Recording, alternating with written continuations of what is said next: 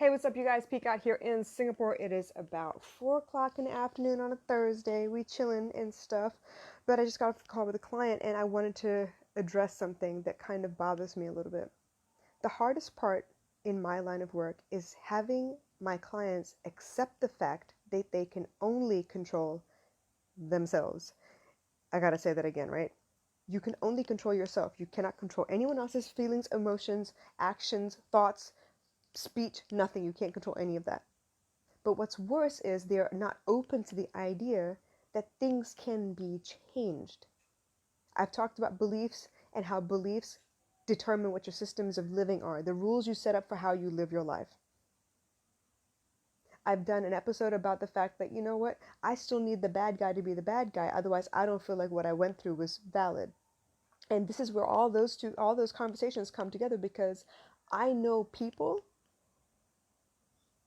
who hold grudges. But the reason they hold grudges is because they don't know what to do when the bad guy isn't the bad guy.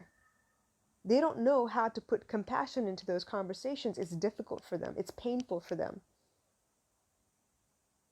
Some people believe that if you hurt me, you need to suffer like I suffer. So I will make you suffer until I feel like you've suffered enough.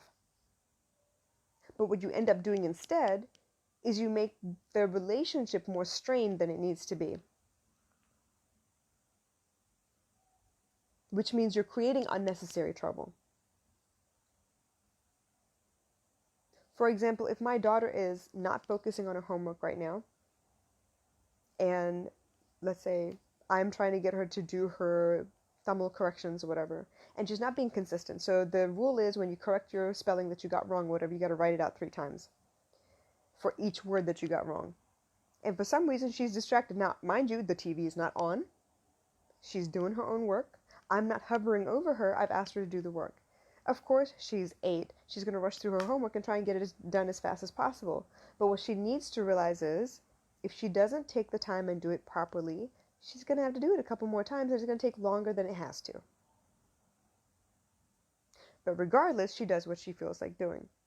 Now, I could get upset with her and start yelling at her and lecturing her about how she can't, afford to do things halfway, and she needs to pay attention, and she needs to do all these things this way only, and this is the only thing that's going on. Or I could ask her what's going on.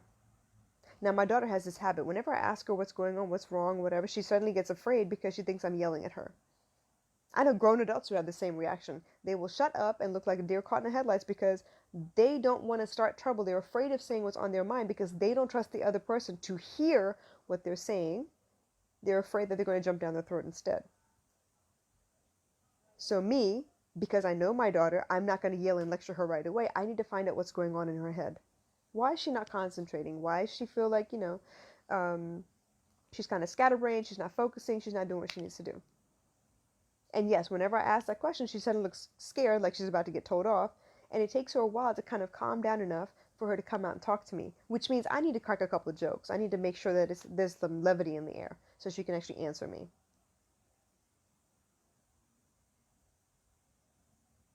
Usually once she opens up, she'll tell me what's going on. Now at that point, I have no business yelling at her for why she didn't answer me in the first place, and I have no business yelling at her for why she didn't do the homework in the first place the way I taught her to do it. She should have done it the right way in the first place. The fact that she was vulnerable enough to open up and tell me what's going on, I need to take that into consideration, and depending on whatever she told me, I need to move forward with that. If I choose to stay in that angered position based on what she did 10 minutes ago, we're going to be here for a while. I've been in this situation with my husband too, though.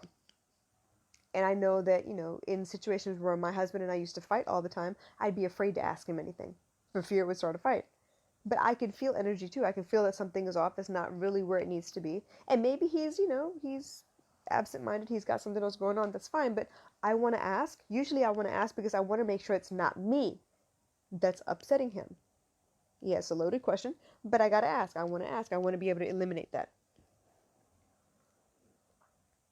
But once he tells me it's not him, it's not me, I need to be able to let it go. I can't be mad at the fact that the energy was off and he wasn't answering me and he wasn't saying this and he wasn't saying that and stay in that angered position. It's going to destroy the relationship. If I'm looking for relief, and so I ask a question to relieve what's going on, then I need to be happy with what he tells me, or at least make peace with it. But that's not what some of these stubborn conversations have going on. I've had conversations like this where he was stubborn and he wanted to like dig at me for dumb stuff, and it would take 3-4 days because he wanted it to last that long. He wanted to punish me that much. But what I ended up having to understand is it's not me he was upset with, it was him. He's upset with himself for I'm not entirely sure what, because we never got around to that. That's part of the reason my marriage broke up. I could not get to a place where he and I could communicate, where both of us were listening.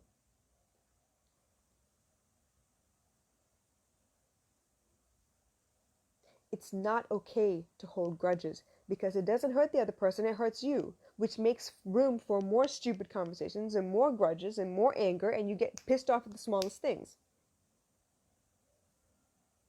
But if your goal is actually to save a relationship, and I don't care if it's mother and daughter, I don't care if it's husband and wife, I don't care if it's, your colleagues, your friends, whatever. If you want to save the relationship and maintain it or make it better, you have to be willing to change.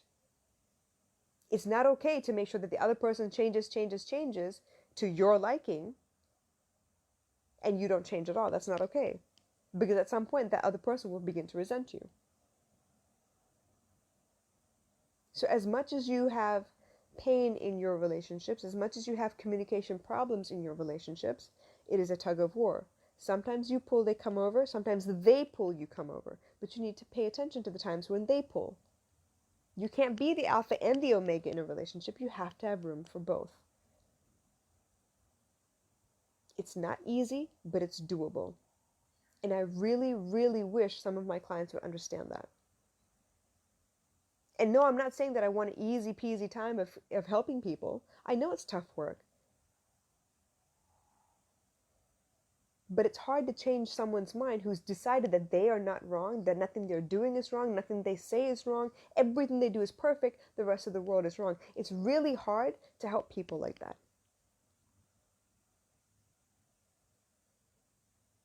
Because those are the people who, for every problem they have, it's someone else's fault. Those are the people that for every solution you have, they have another problem. Because for some reason, they don't understand what peace looks like. They don't know how to operate in peace. They need the strife. They need the conflict. As much as it so-called pains them, they need it. They don't know how to operate when it's not there.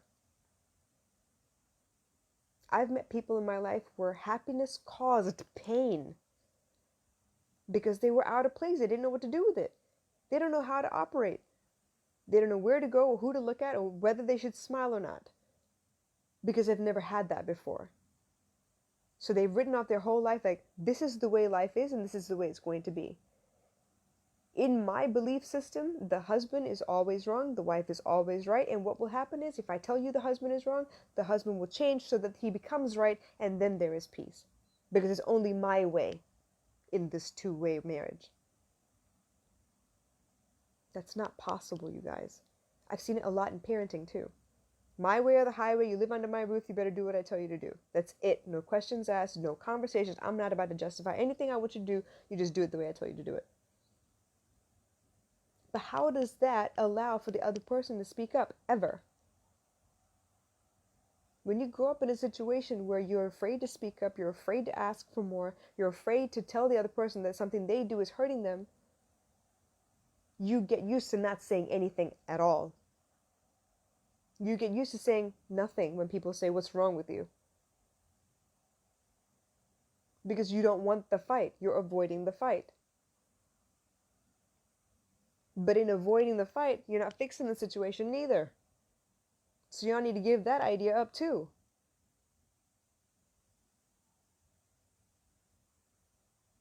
You can't hold your tongue every time you want to say something and pretend like that elephant in the room is not being fed and getting bigger.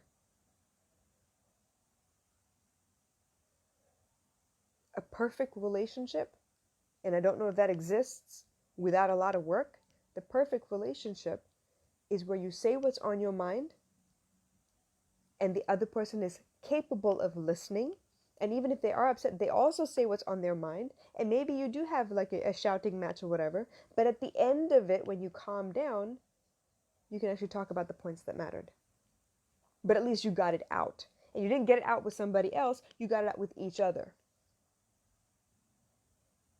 Because if you can't be you in front of the other person, you have no business being with them. If you're going to spend the rest of your relationship trying to impress the other person, guess what? Get ready to impress them the rest of your life. Because they fell in love with the person that's impressing them, right? They didn't fall in love with you. They fell in love with your representative. Yeah, of course we want to be accepted by the other person. But wouldn't you rather be accepted for who you actually are and not the washed up, oiled hair, Sunday's best version of you? Yeah, we all clean up nice for those rare occasions. But who we are in our pajamas with, toothpaste on our t-shirt at home, that's who you really are.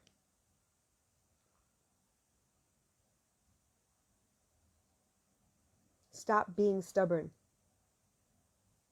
Learn how to entertain conversation from the other side of the relationship.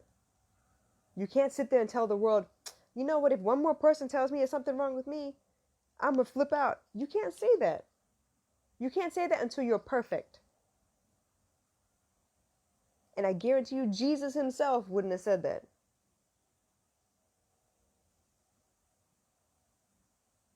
Krishna was not perfect. Rama was not perfect. Karna was not perfect.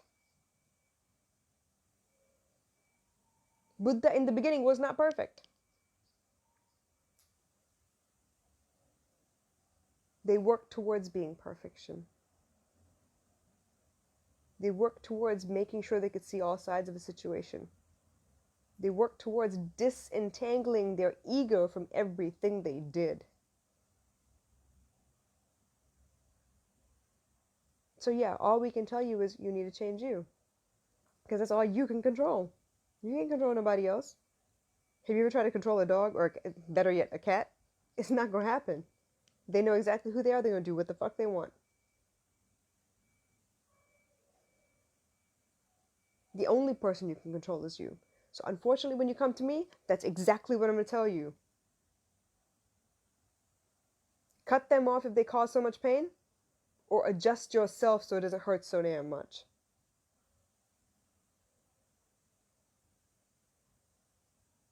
Because where I come from is just possible that the other person in a relationship with you might be hurting just as much, if not more, than you are.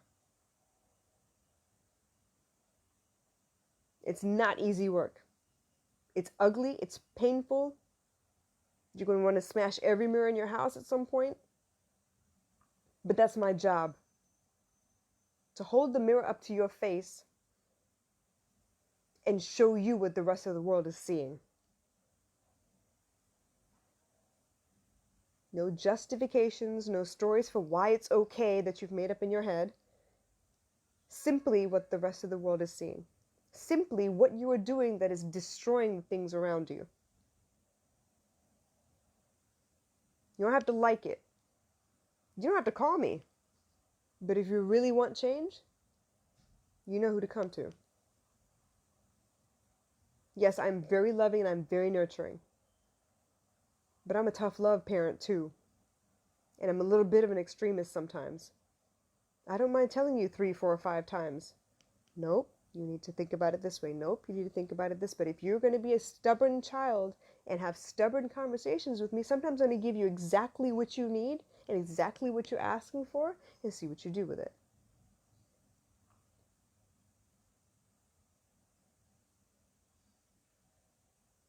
Change is possible. And within a relationship, it has to be balanced. Everybody fights when they find out the man is controlling the woman.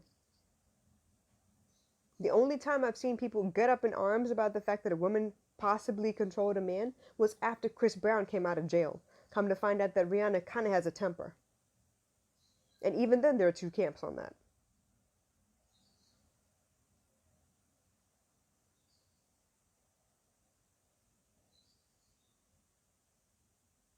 Love is not about control. It's never about control.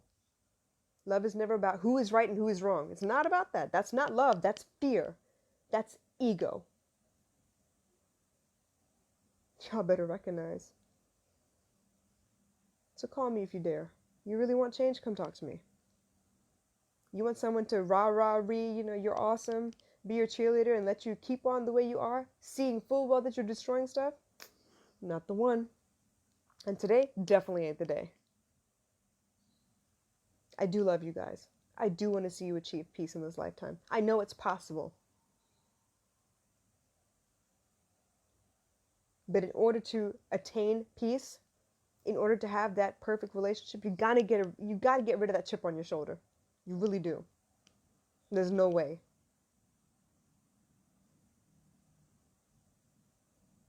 And you know it deep down. Because if I broadcast your conversation to the world, you'd know exactly where you stood. And you don't want that.